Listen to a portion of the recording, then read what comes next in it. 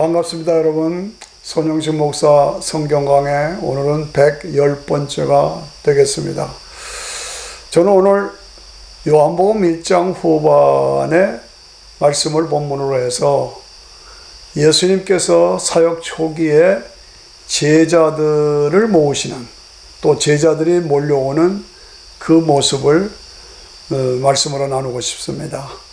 그래서 요한복음 1장 45절에 보면 제자 빌립이 나다나엘 자기 동생이죠.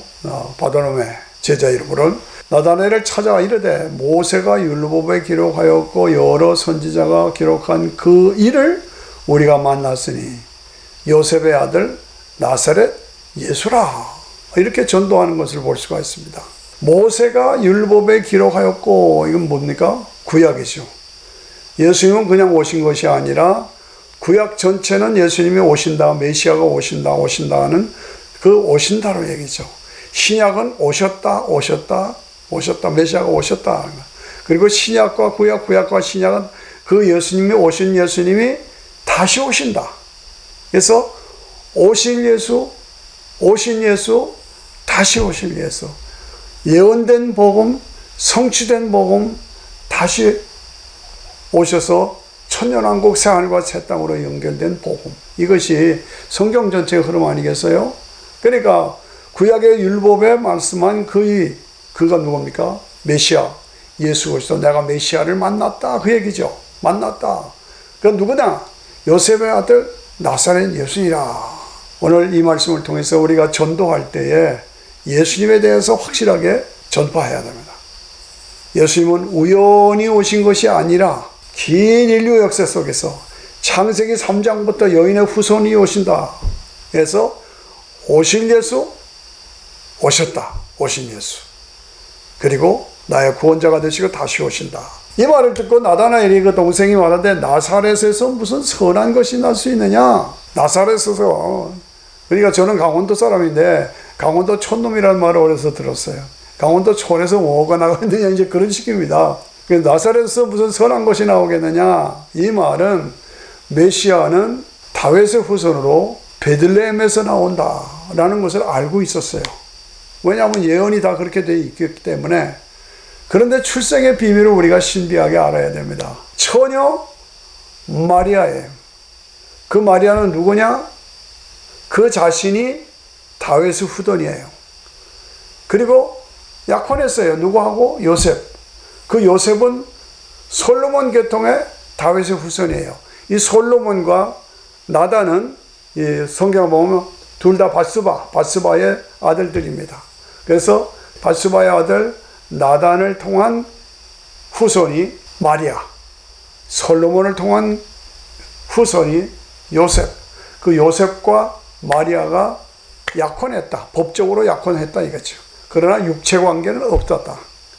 근데 성령으로 마리아의 몸에 잉태됐다. 그래서 출생했다. 그래서 아기가 출생할 때는 베들레헴에 갔다.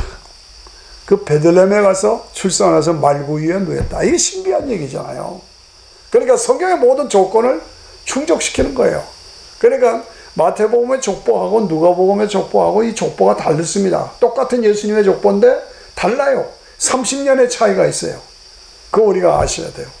그래서 예수님은 다윗의 후손, 이 요셉 쪽으로도 다윗의 후손, 마리아 쪽으로도 다윗의 후손, 그리고 아브라함의 제사장인 멜기세덱의 반차를 따라 예수님은 제사장도 돼요. 왕이요, 독생자요, 제사장이요, 선지자요. 예수님의 그 특성을 다 채우신 그것이 예수님의 출생 비밀이죠. 예. 그러니까 나다나엘이 나사렛에서 뭐 선한 것이 나겠느냐? 나사렛에서 결합이 되고 잉태는 됐지만 출생은 어디서 했어요? 베들레헴에서 했어. 그리고 다윗의 호족에 올렸어요. 그러니까 아브라함과 다윗의 자손 예수 그리스도의 세계라. 이게 충족된 거예요. 그러니까 그 당시 나다나엘은 그걸 몰랐죠. 알 수가 없죠. 그러니까 나사렛에서 무슨 선한 것이 나오냐? 그러니까 빌립이 가로되 와보라. 예, 와보라. 우리가 전도할 때 빌립처럼 사람들이 따지고 논쟁을 벌이고 그래도 와보라. 와서 예수님을 만나보라. 예수님을 만나보라. 이게 전도입니다. 와보라. 47절에 보니까 예수님께서 나다나엘이 자기에게 오는 것을 보시고 그를 가리켜 가라사대 보라 이는 참 이스라엘 사람이라 그 속에 간사한 것이 없도다. 메시아를 기다리고 사모하면서 경건하게 거룩하게 살았던 나다나엘을 그를 딱 알아보는 거예요. 그리고 참 이스라엘 사람이라 그 속에 간사함이 없도다. 이 나다나엘이 이 말을 듣고 깜짝 놀랍니다. 아니, 저를 어떻게 아십니까? 저를 어떻게 아십니까? 깜짝 놀라죠. 그래서 이제 제자가 되는 그 과정을 걸어가면 참 재밌죠. 그러니까 참 이스라엘 사람이라 간사함이 없도다. 나보다 더 나를 잘 알고 계시는 분, 이분이 하나님이시구나 하는 것을 거기서 직감적으로 나타내야 합니다. 이 간사함이 없다는 것은 우리가 상당히 조심해서 받아들여야 합니다. 간사함이라는 건 뭡니까? 이중성을 말하는 거죠. 이중성. 내가 교회를 다니고 성도라고 하면서 교회 속에서 사는 모습하고 세상에서 나오는 모습하고 다르다. 이게 뭡니까? 이중성입니다. 이중성. 우리가 신앙생활을 할 때 하나님 앞에서 하나님은 내 생각의 동기까지 다 아시는, 나보다 더 나를 다 알고 계시는 분 아닙니까? 그 하나님 앞에서 간사함이 있어서는 안 되죠. 투페이스, 두 얼굴을 가지고 살면 안 된다 이거죠. 여기선 이렇게 살고 저기선 저렇게 살고, 여기서는 아주 거룩한 성도이고 저기 가서는 세상 사람들하고 똑같이 살고. 예. 어떤 직장에서 부장님하고 과장님하고 같이 직장 생활을 오래 했어요. 5년 동안을 같이 했어요. 늘 부장님, 과장님하고 서로 관계를 맺고 살았어요. 근데 5년 후에 나가보니까 부장님은 장로님이요, 과장은 집사요. 그런데 회사에서는 세상 사람들하고 똑같이 살았어. 장로도 과장도 똑같이 살았어. 아니, 부장님이 장로님이십니까? 아니, 자네가 집사야? 이랬다는 얘기를 제가 들었어요. 말이 안 되죠. 이중성을 말합니다.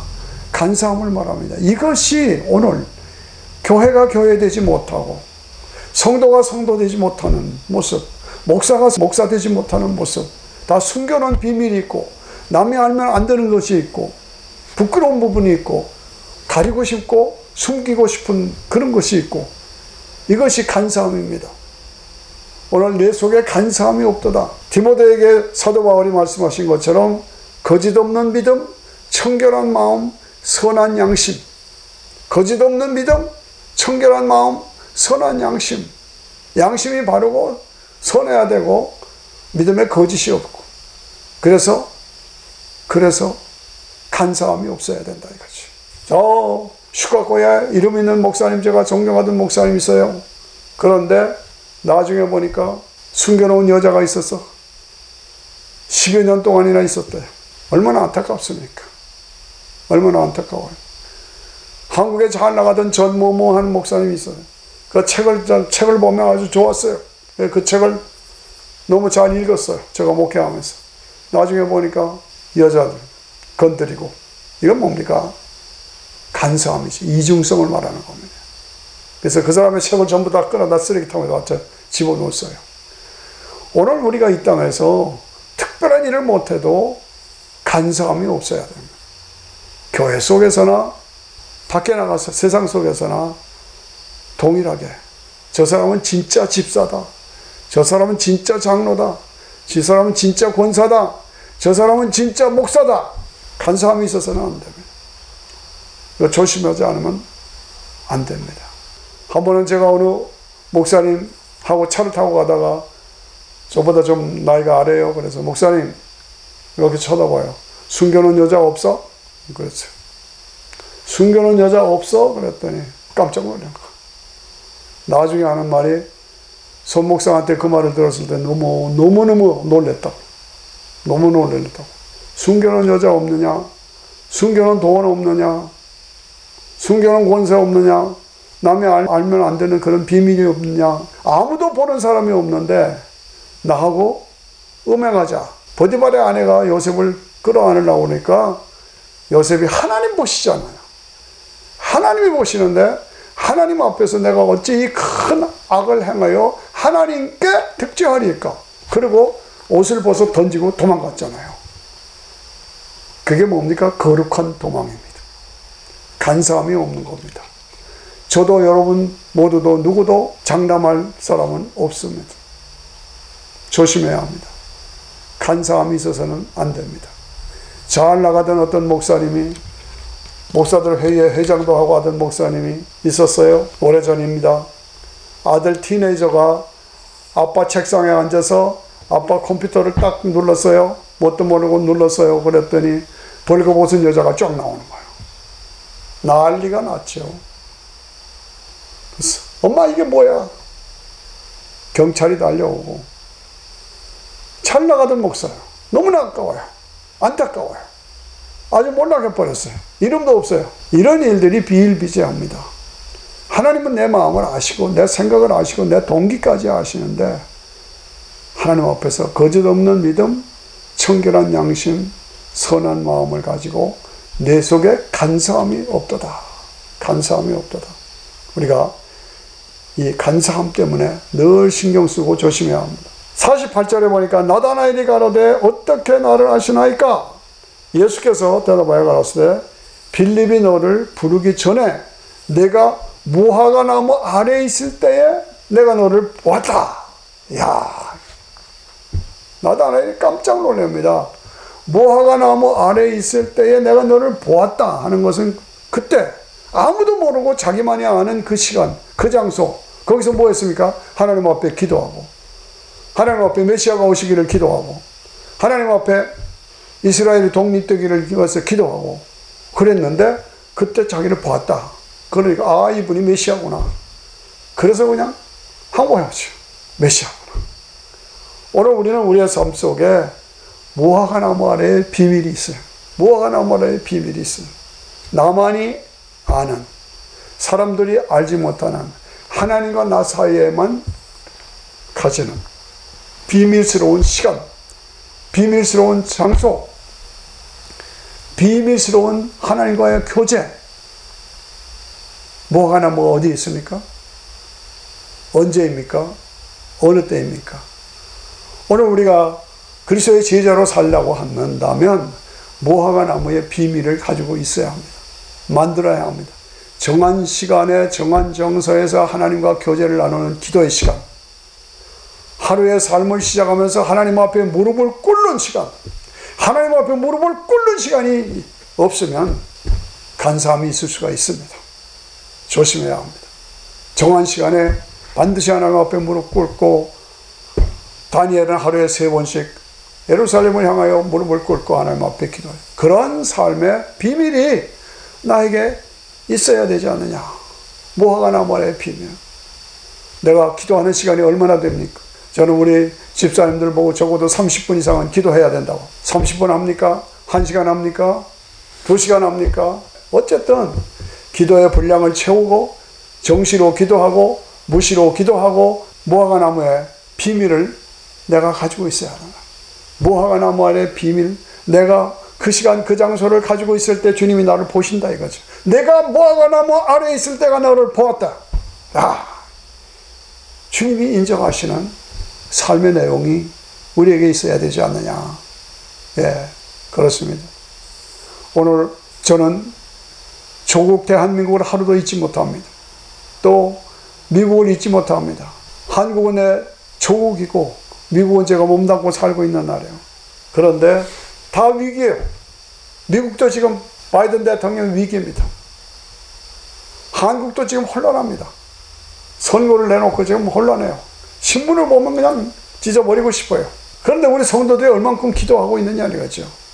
나라가 지금 친중, 친북 쪽으로 가고 있잖아요. 이건 안 되죠. 왜 안 됩니까? 사상 때문에? 아닙니다. 친중, 친북은 기독교를 다 말살하고요. 교회를 다 불살르고요. 목사들 다 죽이고요. 감옥에 보내고요. 지금 그 현실 아닙니까? 그러면 진중으로 가서 그쪽으로 아니라고 안 하지만 순간에 아프간처럼 넘어갈 수 있어요. 그렇게 되면 뭡니까? 제일 대상이 기독교 핍박입니다. 교회다 불살릴 것이고, 목사들이 제일 먼저 죽임을 당할 것이고, 성도들 다 말살될 것이고, 기독교 신앙을 유지할 수가 없잖아요. 우리는 예수 아니면 안 되는데 제일 먼저 처벌 대상이 우리예요. 그러니까 이건 안 된다니까요. 길을 쓰고 교회가 일어나서 막아야 하고, 목사들이 길을 쓰고 막아야지. 친북은 안 된다, 친중은 안 된다. 그거를 분명하게 해서 보호해야지. 나라를 살려야죠. 아무 말도 안 하고 안 되죠. 무화과 나무 아래의 비밀에 나다나엘이 뭘 했습니까? 이스라엘의 독립을 위해서 기도했고 메시아가 오시기를 위해서 기도했다. 그걸 내가 보았다라고 말씀합니다. 오늘 이런 심각한 상태에서 우리가 나라를 위해서 기도하고 조국을 위해서 기도하면서 무화과 나무 아래의 비밀을 간직해야 되지 않나. 그렇습니다. 그때 49절에 보니까 나다나엘이 당신은 하나님의 아들이시오 이스라엘의 임금이로소이다 고백이 나오죠. 그래서 내가 너를 무화과 나무 아래 있을 때 보았다라고 해서 내가 믿느냐? 앞으로도 큰 일도 보리라. 하나님의 독생자여 주님께서 놀라운 기사와 이적을 행하시고 천군 천사들이 호위하고 승천하시고 재림하시고 부활하시고 이 엄청난 그 영적 세계의 영광을 보게 될 것이다. 그렇습니다. 저는 이 얼마 한 달 전쯤에 중앙일보에 길희성 박사에 대한 기사가 나온 걸 보았습니다. 서강대 종교학 교수입니다. 그분이 78세인데 영적 휴머니즘이라는 책을 발간했어요. 그리고 내 나이에 비해서 나는 마지막 고백하는 책이다 라고 말합니다. 근데 그분의 얘기를 가만 들어보니까 제가 공감이 서요. 집안이 영락교회 출신이에요. 그분이. 그 아버님이 영락교회 장로님이라는 말도 들려요. 저는 확실한 모르겠습니다. 그런데 그분이 영락교회 출신인데 영락교회 한경직 목사의 설교를 자기가 받아들일 수가 없었다. 받아들이지 않았다. 그래서 고민하던 중에 홍동근 목사가 부목사로 와서 자기의 고민의 물꼬를 터줬다고 얘기합니다. 영락교회라는 말하고 홍동근 목사는 제가 대광고등학교 다닐 때 저희 교목이었습니다. 그러면서 영락교회 부목이었습니다. 이 공통점이 있어서 제가 열심히 보았습니다.